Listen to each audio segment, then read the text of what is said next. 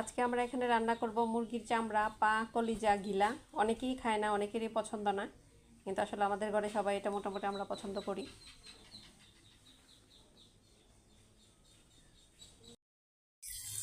প্রথমে আমরা পেঁয়াজটা দিয়ে ভাজা ভাজা করে নিব। পেঁয়াজটা ভাজা হয়ে গেলে তারপরে অন্যান্য মশলা দিব। পেঁয়াজটা ভাজা ভাজা হয়ে গেলে এখানে আমরা এলাচ, দারচিনি, আদা, রসুন,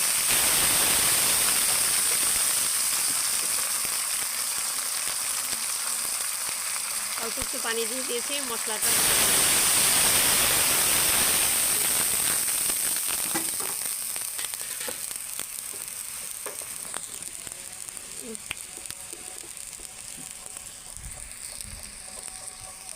দিয়েছি মরিচের গুঁড়া,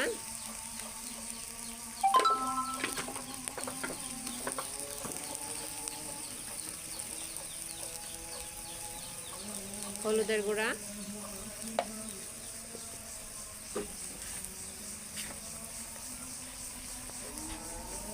ধনিয়ার গুঁড়া,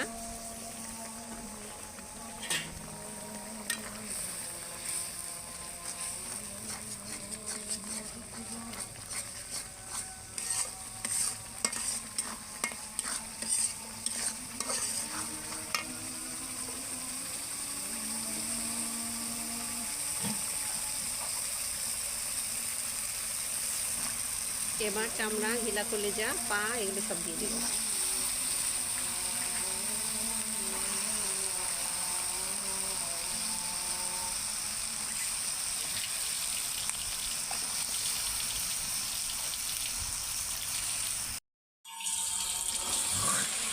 মশলাটার সাথে মাংসটা ভালো করে মিশিয়ে নিব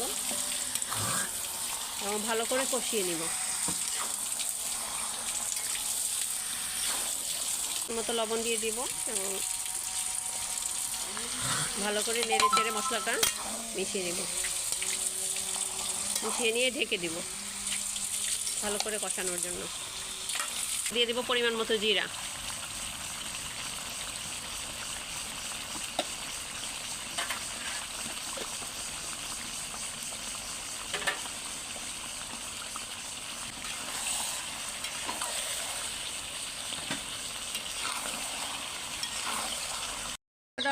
ভালো করে কষানো হলে এতে দিয়ে দিব দেশি ছোট আলু।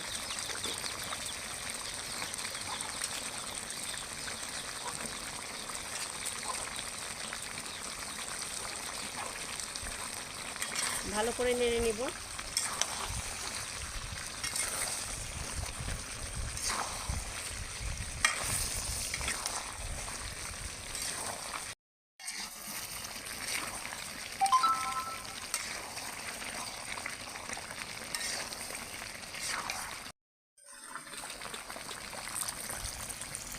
এবার পরিমাণ মতো পানি দিয়ে দিব।